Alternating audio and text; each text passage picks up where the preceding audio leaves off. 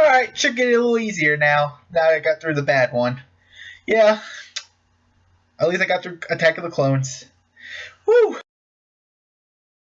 Star Wars Episode 2, Attack of the Clones. Alright, so Star Wars Attack of the Clones is the second movie of the Star Wars prequels. The movie takes place 10 years after the events of the first Star Wars movie. It's on the horizon. Planets are leaving the Republic, forming the Separatist Union. So, a lot of people say the first Star Wars movie, The Phantom Menace, is the worst Star Wars movie. I disagree. This movie is 100 times worse than the first one. Maybe not 100 times, but you get the drift. Star Wars Episode 1, there are things I look forward to when I watch it. Like, I like the pod racing. I like Darth Maul. I like the fight between Darth Maul and Qui-Gon Jinn and Obi-Wan Kenobi. This movie, there's not that much to look forward to.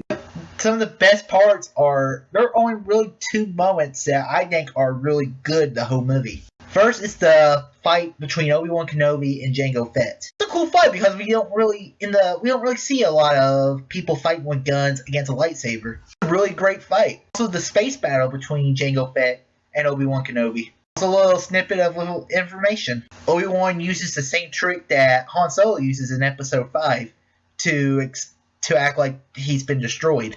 That's kind of how they show like how Boba Fett knew what Han Solo was doing in Episode 5. It's an old classic smuggler trick. I think that's a cool throwback to the original trilogy. Also, what's cool of this movie, the Yoda fight. I mean, Yoda fight, it's a little ridiculous, let's be honest, but it is still kind of fun to watch. I guess that's it.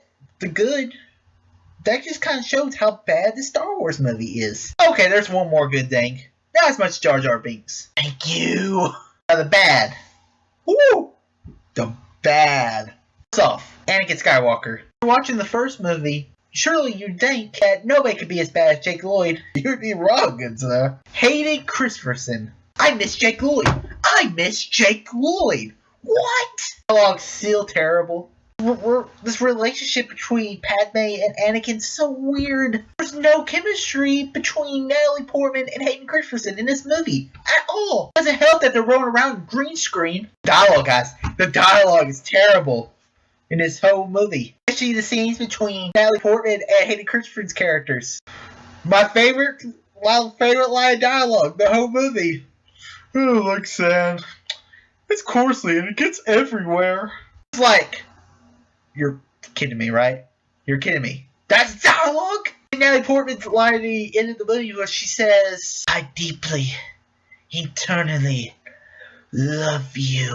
Alright, Twilight. That scene in the cave, that scene where they're going to the arena, if they were staring at each other, if all they did was just stare at each other, they made out, and they go into the arena and go into certain death, that would have been so much better. Another good thing in this movie I liked was the Jedi battle. When all the Jedi come to attack. Really, this movie should be called Attack of the Jedi because the clones don't freaking attack!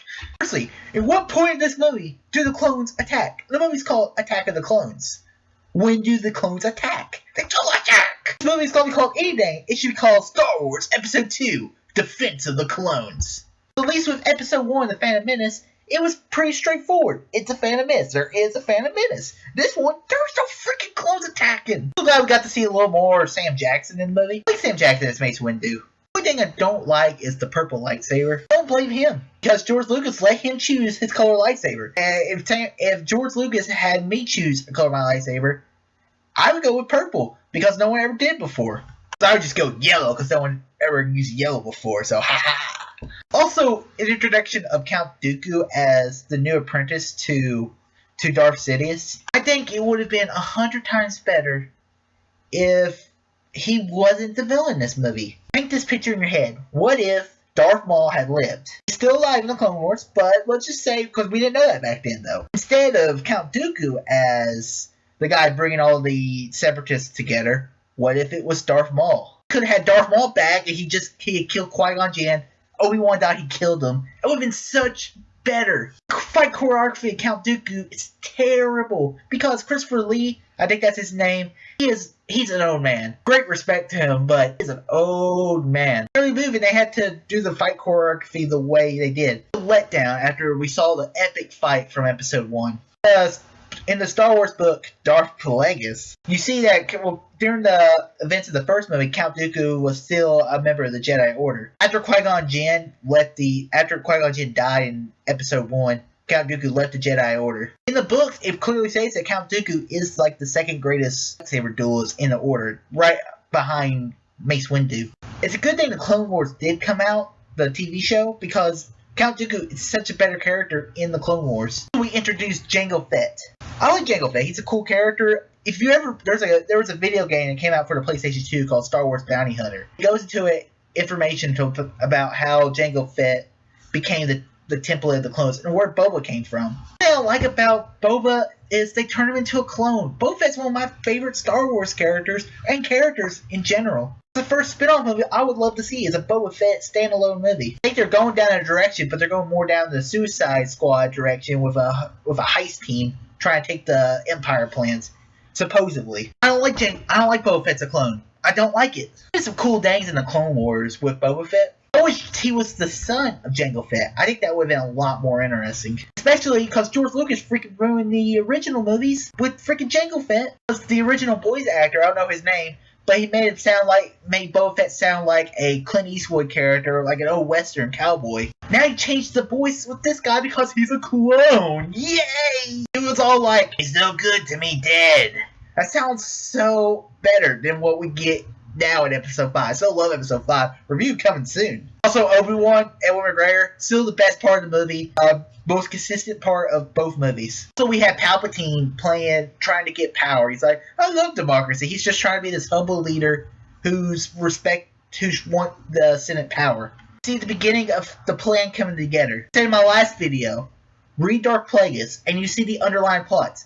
To rule both sides, the Separatists and the Republic, battle them against each other. Throw both sides. Have the Republic use the clones. Have a droid army fight each other. The clones and the droids are both loyal to Palpatine. When the war's done, clones take out the Jedi. That's next episode, so stay tuned for that. And Attack of the Clones is the worst Star Wars movie. Star Wars Episode 7, The Force Awakens. Unless you try to be worse, there's no way you can be worse than this movie. This movie sucks. Act is terrible, cheesy dialogue, come on. The fight scene was good, Jango Fett fight scene was good, Obi-Wan Kenobi was great in the movie. Other than that, it's okay, it's not that good of a movie. Give Star Wars Episode 2, The Attack of the Clones, a 1.6 out of 5.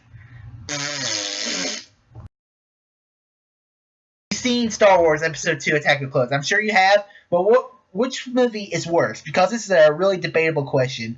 What's the worst Star Wars movie? Episode 1 or Episode 2? Whatever it is, comment below, let me know, tell me your thoughts. And if you like this video, click that thumbs up button. Subscribe to see more. Go to my Facebook page, www.facebook.com/DarthEasy to stay updated to what's all going on in the world of Easy Nation. All too easy.